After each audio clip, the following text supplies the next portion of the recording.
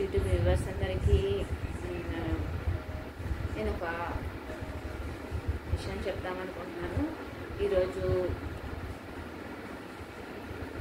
చంద్రగ్రహణం సందర్భంగా నాకు తెలిసినవి కొన్ని నేనైతే చెప్పాలనుకుంటున్నానండి. ఈరోజు గ్రహణ ప్రభావం మనకి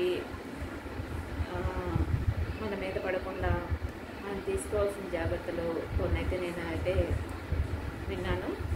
అంటే మేము ఆల్రెడీ చేస్తూ ఉన్నాము. గ్రహణ ప్రభావం ఉన్నప్పుడల్లా ఏమేమి చేయాలనేది మా ఇంట్లో మేము చేస్తూ ఉంటాము. నాకు తెలిసినవి మాత్రం నేను చెప్తాను.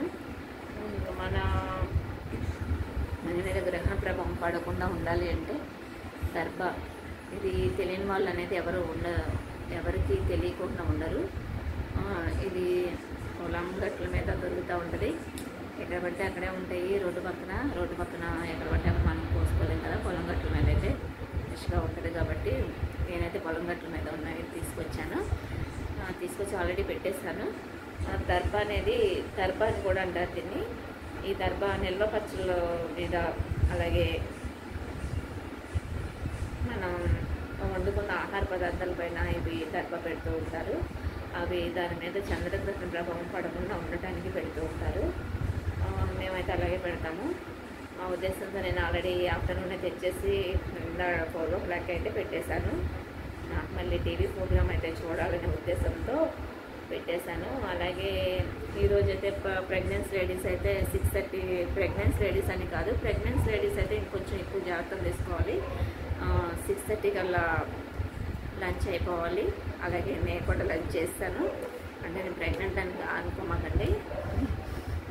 ఎందుకంటే మా పాప ఫోన్ చేసి నువ్వు 6:30 కల్లా డిన్నర్ కంప్లీట్ చేసేసుకో అని చెప్పింది. నాకైతే 6:30కి అసలు ఏ విధంగానూ ఎక్కదనమాట. ఆఫ్టర్నూన్ అయితే 12:30కే ఫోన్ చేసి తినేయమని చెప్పింది. నేను అదే చేయాల్సి వచ్చింది, చేస్తాను. అయితే డైజెస్ట్ అవ్వడానికి చాలా కష్టం అనిపిస్తుంది. అయితే అలా టైమింగ్స్ అనేది తింటే చాలా మంచిది. అది వెనకటి అమ్మమ్మ తాత నాటి కాలం అయితే అలా చేసేవాళ్ళు. వాళ్ళు ఆరోగ్యంగా ఉండేవాళ్ళు. మనం కూడా ఆరోగ్యంగా ఉండాలంటే ఆ టైమింగ్స్ పాటిస్తే మాత్రం ప్రతి ఒక్కరు ఆరోగ్యంగా ఉంటారు. గర్భిణీ స్త్రీలు అయితే నేను 6:30 కల్లా తినేయడం చాలా మంచిది. ఈరోజు చంద్రగ్రహణం కాబట్టి 6:30 కల్లా తినేయడం చాలా మంచిది. అలాగే 9:52కి అయితే నైట్ 9:52కి చంద్రగ్రహణం స్టార్ట్ అవుతుందంట. ఆ టైంలో ప్రెగ్నెన్సీగా ఉన్న వాళ్ళైతే ఆ టైంలో తినకూడదు, ఎటు వెళ్ళకూడదు, టీవీ చూడకూడదు, ఎక్కడికి బయటికి వెళ్ళకూడదు, కంప్లీట్గా పడుకుని ఉండాలి, గోక్కోకూడదు. ఇవన్నీ ఉంటాయండి. గ్రహణం మోరి పిల్లలు పుడతారని చెప్పి అంటూ ఉంటారు పెద్దవాళ్ళు. ఇది వెనకటి కాలం నుంచి వస్తున్న ఆనవాయితీ ప్రకారం నేను విన్నాను. అది నా విషయంలో కూడా జరిగింది. నా విషయంలో కూడా అందరి విషయంలో కూడా చాలామంది పాటిస్తారు. కొంతమంది అయితే ఈజీగా తీసుకుంటారు. దయచేసి ప్రెగ్నెంట్ లేడీస్ అయితే ఈజీగా అయితే తీసుకోవద్దు. ఇవన్నీ పాటించాలి. అలాగే నైట్ పడుకున్నాక గోక్కోవడం కానీ ఎక్కడైనా పాముకోవచ్చు, కానీ గోక్కోవడం మాత్రం అస్సలు చేయమాకండి. అవి ఒక స్టిచ్ మార్క్లో వచ్చేసేస్తాయి అన్నమాట. మీరు డెలివరీ అయ్యాక అవి మాత్రం కంప్లీట్గా లైఫ్ లాంగ్ అలా ఉండిపోతాయి. మీరు ఎక్కడ పోతున్న స్టిచ్ ఇలా మనకి ఆపరేషన్ బట్టే స్టిచెస్ ఎలా ఉంటాయో లైన్స్ ఇక అలా వచ్చేస్తాయి అన్నమాట ఒళ్ళంతా. దయచేసి ఇది నా అనుభవంతో చెప్తున్నాను. అలా మాత్రం ఎవరు చేయమాకండి. గోక్కోవటం, అటు ఇటు తిరగటం, టీవీ చూడటం ఇవన్నీ ఏమి చేయొద్దు. కంప్లీట్గా ముసుగుపెట్టి పడుకోండి చక్కగా, అవకాశం ఉందని చెప్పి. ఇదైతే నాకు తెలిసిన విషయాలు అయితే మీకు చెప్పాను. దయచేసి ఎవరు బ్యాడ్ కామెంట్స్ అయితే పెట్టద్దు. నేను ఛానల్ తర్వాత లాంగ్ వీడియో అయితే చేస్తున్నాను. అలాగే లైవ్ కూడా ఇవాళ చేశాను. మరి అది ఎంతవరకు వచ్చింది అనేది ఇంకా నేను అప్లోడ్ చేయలేదు. లైవ్ చేశాను. 20 days తర్వాత నేను లైవ్ చేశాను. అలాగే పాలు పెరుగు అనేది 9:52 తర్వాత ఎవరు తీసుకోకూడదు అని చెప్పి నాకైతే తెలిసింది.